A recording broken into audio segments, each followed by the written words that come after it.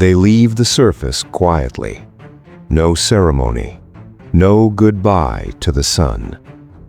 As the hatch seals shut, daylight disappears instantly, replaced by steel walls, artificial light, and the knowledge that for the next several months, the ocean above will be their ceiling. This is life aboard a military submarine, a world without windows, a world without fresh air, a world where survival depends not only on machines, but on the human mind. Modern submarines operated by forces such as the United States Navy are capable of remaining underwater for extraordinary lengths of time. Nuclear propulsion means fuel is no longer the limitation. Instead, the limits are human. Inside the pressure hull, more than 100 sailors lived packed into a space smaller than a football field.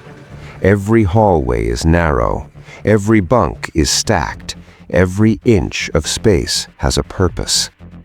There is no sunrise to mark a new day, no sunset to signal rest. Time becomes abstract. To survive without sunlight, submarine crews impose strict artificial order on their lives. Days are not 24 hours long, they are 18. 6 hours on watch, 6 hours off duty, 6 hours to sleep, if the body allows it. Lighting is carefully controlled. Bright white light simulates daytime, dim red lighting signals night. But the brain knows the truth. There is no sky, only steel. Without sunlight, the human circadian rhythm begins to fail. Sleep becomes fragmented, mood fluctuates, fatigue accumulates silently. This is why submariners are trained to trust the schedule more than their instincts. Routine becomes survival. Breathing, something effortless on the surface, becomes a calculated process underwater. Submarines do not carry air like a tank, they create it. Oxygen is produced by splitting seawater molecules through electrolysis. Hydrogen is vented, oxygen is fed into the ship. Carbon dioxide, exhaled by every sailor, is scrubbed from the air using chemical absorbers. If these systems fail, the timeline is unforgiving. Not days, not hours, minutes. Water follows the same logic.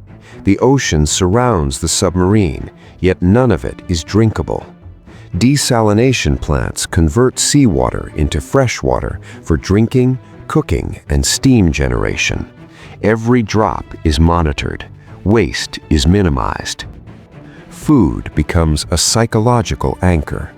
Before deployment, every empty space is filled with supplies. Hallways, storage rooms, even beneath bunks. Fresh fruit disappears first, then vegetables. Weeks later, only frozen and canned food remains. Yet meals are treated as events, because in a world without variety, shared food becomes morale. Sleep is another sacrifice. There are fewer bunks than sailors. This practice, known as hot racking, means 3 sailors share 2 beds, rotating as shifts change. Privacy does not exist. Silence is respected. But the most dangerous environment is not physical, it is mental. Claustrophobia creeps slowly. Isolation intensifies.